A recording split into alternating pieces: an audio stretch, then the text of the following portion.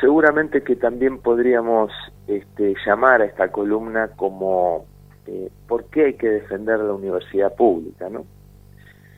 Y la primera idea que tenemos que tener muy en claro es que el conocimiento es poder. Esto lo sabemos hace 10.000 años, con los primeros alquimistas y con los primeros médicos brujos. Aquel que podía entender lo que sucedía en su entorno, accedía a una posición social, a una posición dentro de esas primeras comunidades de mayor poder. Y así fue que, bueno, obviamente, ¿no?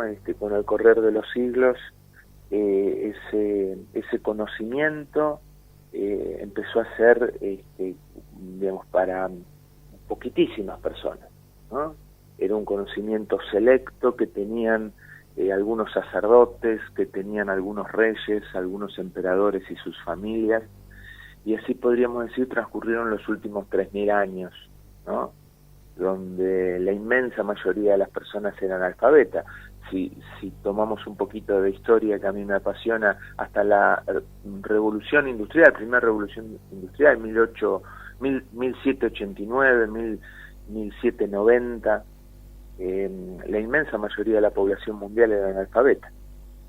Los diarios eran los primeros periódicos eran para un grupito de personas muy educadas y de alguna tradición familiar determinada. Entonces, el conocimiento es poder, y allí podemos pensar el rol de la educación en ese concepto de la socioeconomía, que es la movilidad social ascendente.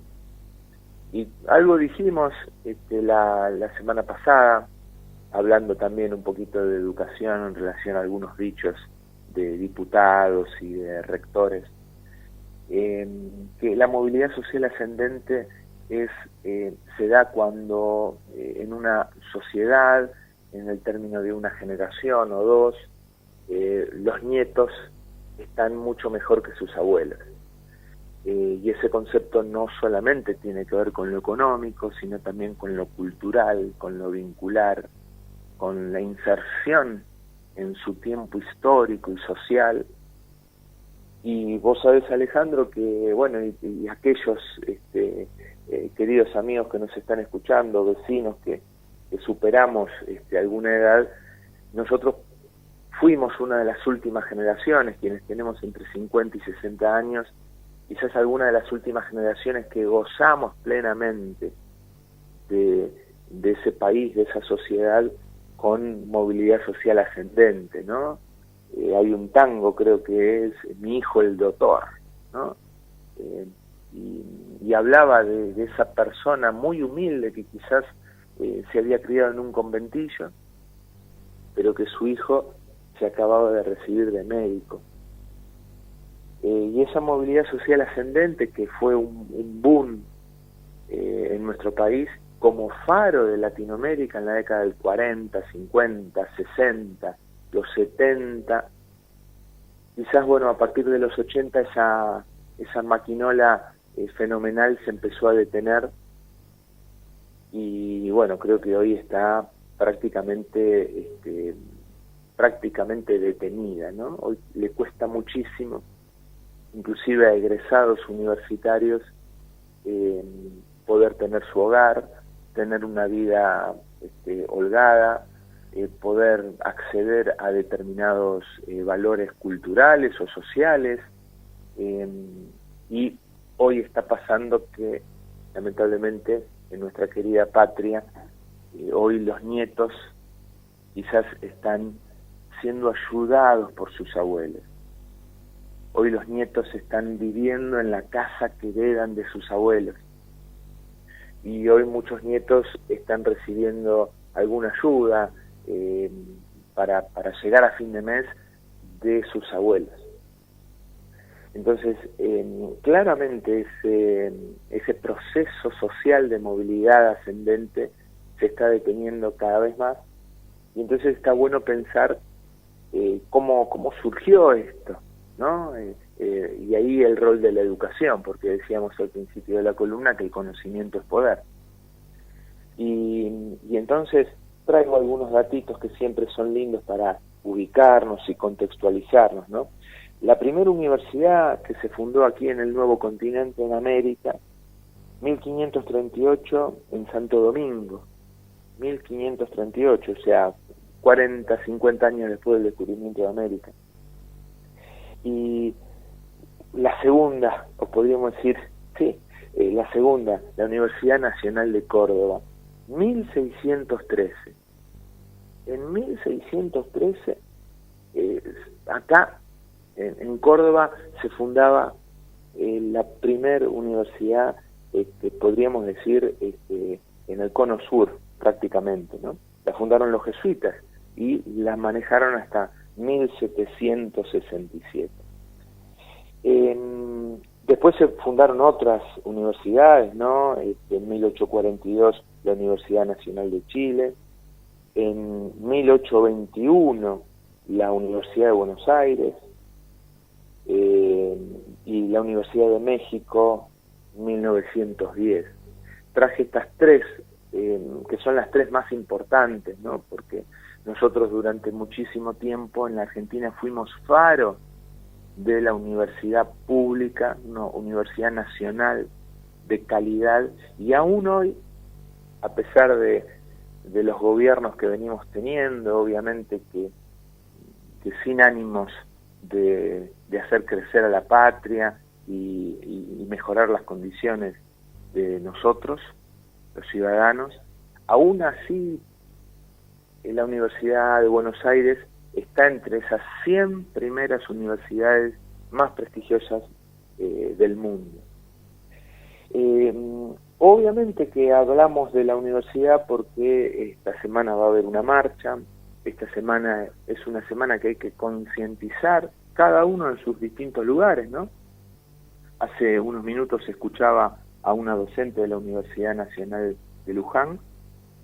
Obviamente uno puede coincidir plenamente o no coincidir plenamente, por eso vivimos en democracia, como le decíamos la semana pasada a Jacobiti, pero hay determinados valores que creo que indudablemente son indiscutibles, más allá de la posición ideológica, social, cultural o idiosincrática que cada uno tenga, ¿no? Y la defensa de la educación pública de calidad es fundamental, ¿no? Tenemos que aprender a agregar esas dos palabritas, de calidad, ¿no? Porque la educación pública, si es una educación de cuarta, una educación digamos que no está a la altura de la formación de ciudadanos del siglo XXI, sea pública, privada o extraterrestre, no sirve. Entonces la educación pública tiene que ser de calidad, y me parece que esta semana o en estos meses toca a todos, sobre todo a quienes egresamos de todo un ciclo de formación pública, a quienes pudimos disfrutar de esa movilidad social ascendente, defenderla, ¿no? Y entonces fijemos que una de las cuestiones más importantes también que tenemos, por eso digo, la Argentina, cuando uno mira la historia de la educación, hablábamos de Sarmiento la semana pasada, cuando allá por 1917, 18, 19, no recuerdo bien, la reforma universitaria que nace en Córdoba, una reforma vanguardista, una reforma que, digamos, ni siquiera en Europa se planteaban estas cosas, de una educación independiente, autárquica, con libertad de cátedras. Bueno, tenemos que recuperar un poquito eso, ¿no?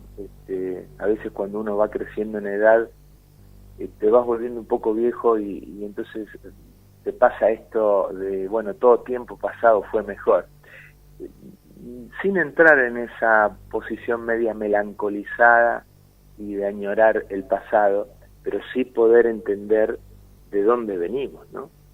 Y no olvidar el faro educativo que fue Argentina en toda Hispanoamérica y sobre todo en Latinoamérica, ¿sí? Allá por los, insisto, 60 y 70, ¿no? La UNAM, la Universidad Nacional de México, la UBA, competían en ciencias sociales y competían en ciencias duras también, ¿no? Viendo ahí un poquito, repasando la historia, el Instituto Balseiro, aquí en Bariloche, vanguardia en América Latina en lo que es producción de conocimiento científico en materia nuclear.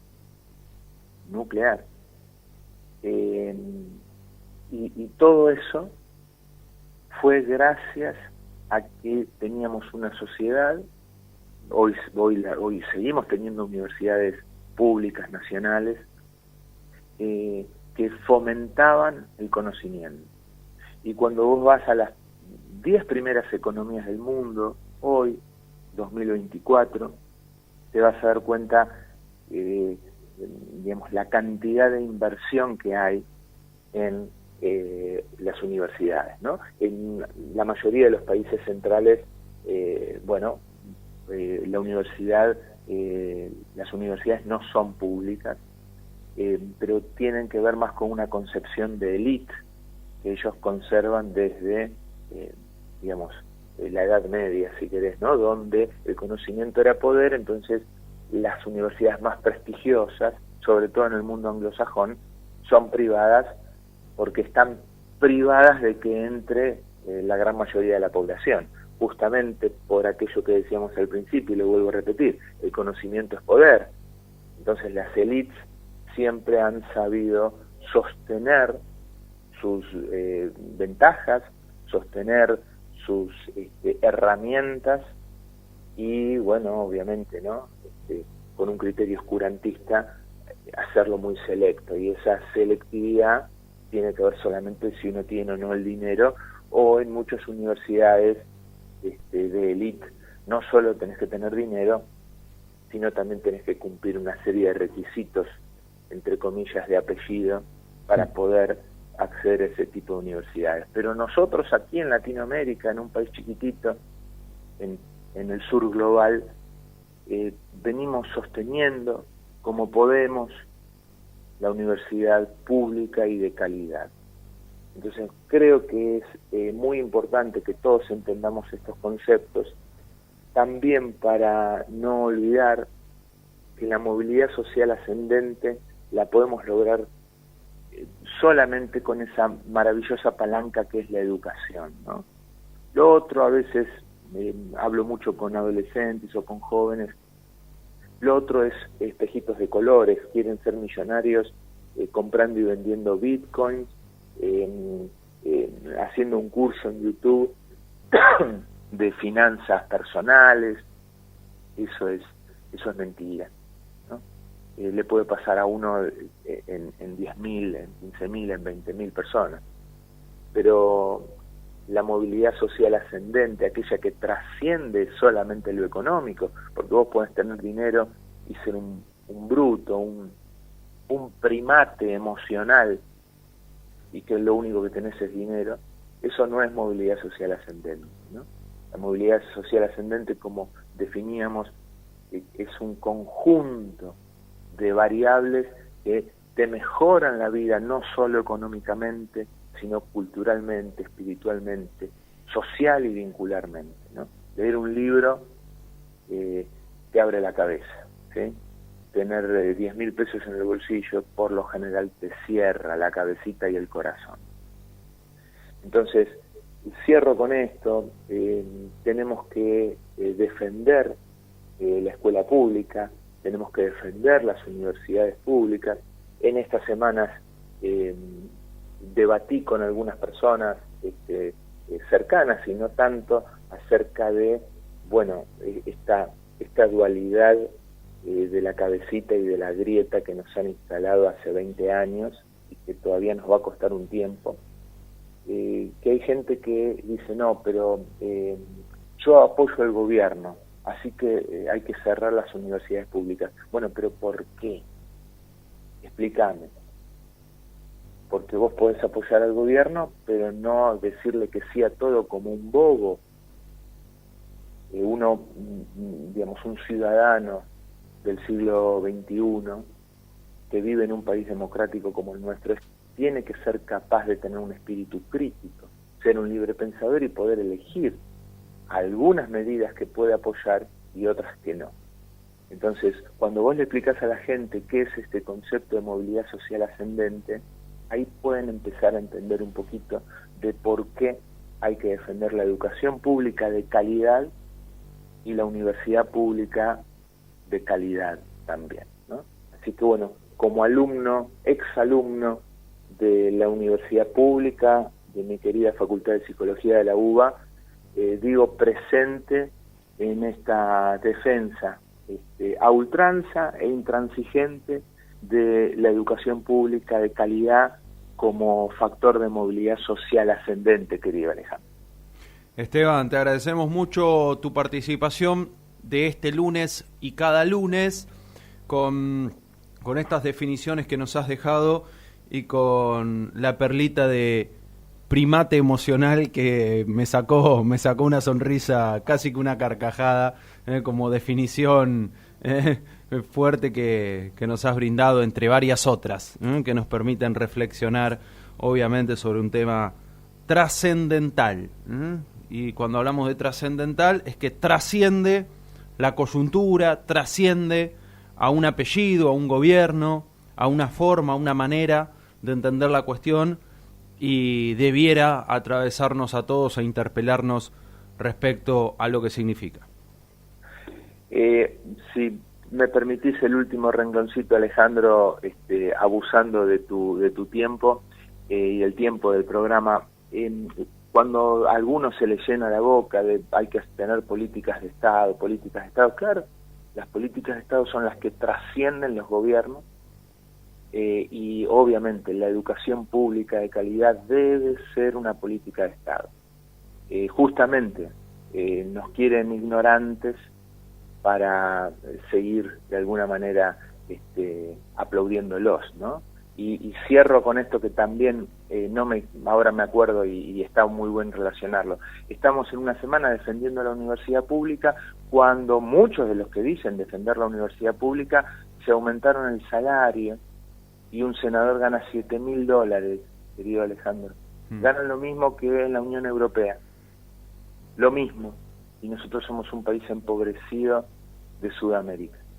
Entonces, muchos de esos que levantaron la mano y que el mes que viene van a cobrar $7.000 al mes, también es muy probable que mañana aparezcan con un cartelito defiendo la universidad pública. Atenti, seamos libre pensadores.